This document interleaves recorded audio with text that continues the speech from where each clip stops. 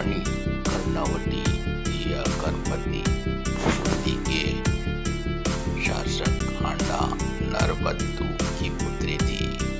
इनका विवाह मेवाड़ के राणा सांगा के साथ संपन्न हुआ था। अल्पकाल के लिए बूंदी की शासिका भी रही।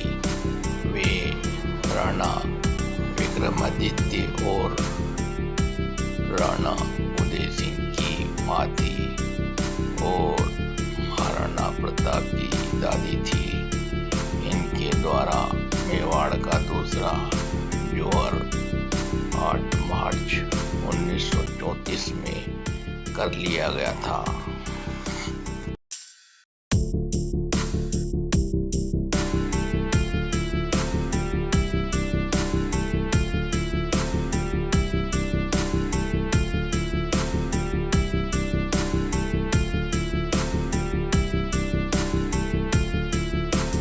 रानी कर्णावती, जिन्हें रानी कर्मवती के नाम से भी जाना जाता है, मृत्यु 8 मार्च 1535, भारत के बूंदी की राजकुमारी और मेवाड़ की शासक थी।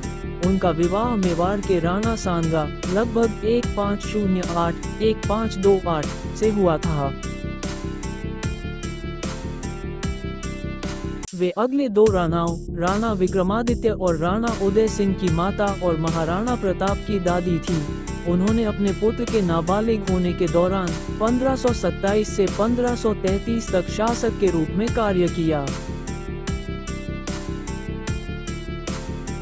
वे अपने पति की तरह ही साहसी थीं और उन्होंने सैनिकों की एक छोटी टुकड़ी के साथ चित्तौड़ की रक्षा की, जब तक कि अंततः गुजरात के बहादुर शाह के नेतृत्व वाली गुजरात सेना ने उस पर कब्जा नहीं कर लिया। उन्होंने भागने से इनकार कर दिया और अपनी प्रतिष्ठा की रक्षा के लिए जौहर किया। रानी कर्णावती का जन्म हाड़ा चौहान राजकुमारी के रूप में हुआ था। वो बूंदी के छठे राव बंधुजी के पुत्र बूंदी के राव निर्बुद्ध की बेटी थी। उनका और उनकी बहन रानी लाखू देवी दोनों का विवाह राणा सांगा से हुआ था। कर्णावती सांगा के छोटे पुत्र विक्रमादित्य और उदय की मां थी।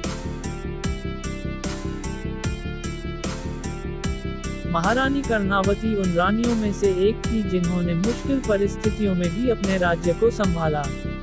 उनके पति राजा महिपत शाह की अचानक मृत्यु के बाद महज 7 साल के बेटे पृथ्वीपत शाह को छोड़कर राज्य का जिम्मा उनके कंधों पर आ गया।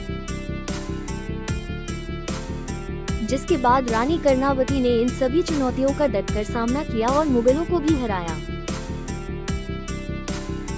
महारानी कर्णावती उनके पति और गढ़वाल के राजा महिपत शाह की असमय मृत्यु के बाद महिपत ने वर्ष 1622 में राजा श्याम शाह के अलकनंदा में डूबकर मर जाने के बाद गद्दी संभाली थी। और योद्धा माने जाने वाले महिपत ने मुगलों की सत्ता को चुनौती देने के अलावा तिब्बत जैसी मुश्किल भूमि पर भी 3 बार आक्रमण किया। 9 वर्ष तक राज करने के बाद 1631 में रणभूमि में ही उनकी मौत हो गई। तब उनका बेटा पृथ्वीपत शाह था। कुल 7 बरस का राजकाज संभालने का जिम्मा कर्णावती के हिस्से आया। हिमाचल के एक राज परिवार से ताल्लुक रखने वाली कर्णावती को शासन करने की कला गुत्थी में पिलाई गई थी। उन्होंने देहरादून और मसूरी जैसी जगहों के अलावा समूचे राज्य में कृषि और सामाजिक कल्याण के अनेक कामों को अंजाम दिया।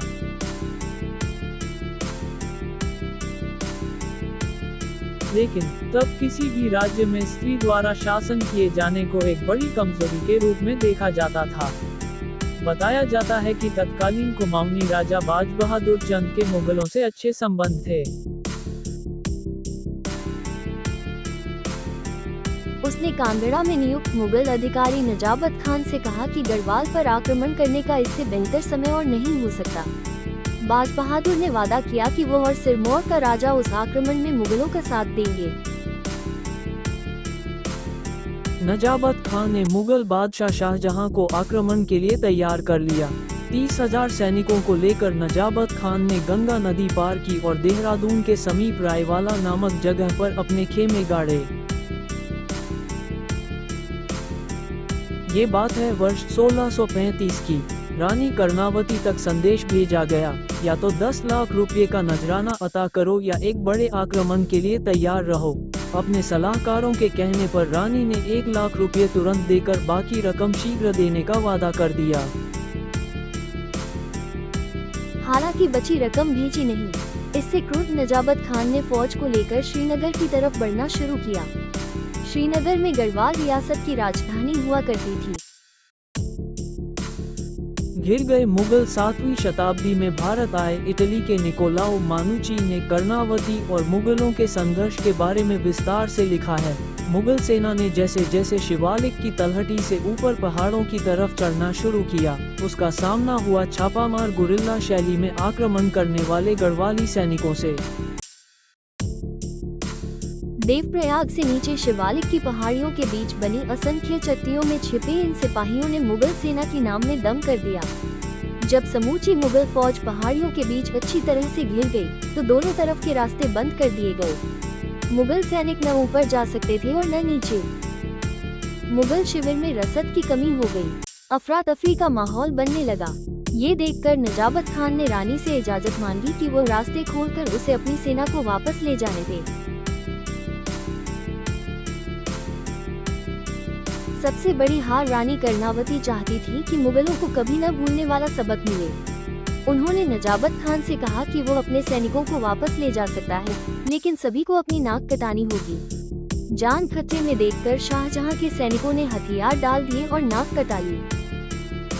निकोलाओ मानुची ने दर्ज किया है कि इस घटना से शर्मसार होकर शाहजहां ने फैसला किया कि वो फिर कभी गढ़वाल पर आक्रमण नहीं करेगा। उधर नजाबत खान ने रास्ते में ही आत्महत्या कर ली। इस घटना के बाद रानी कर्णावती को नक्कटी रानी यानी दुश्मन की नाक काट लेने वाली रानी कहकर संबोधित किया जाने लगा।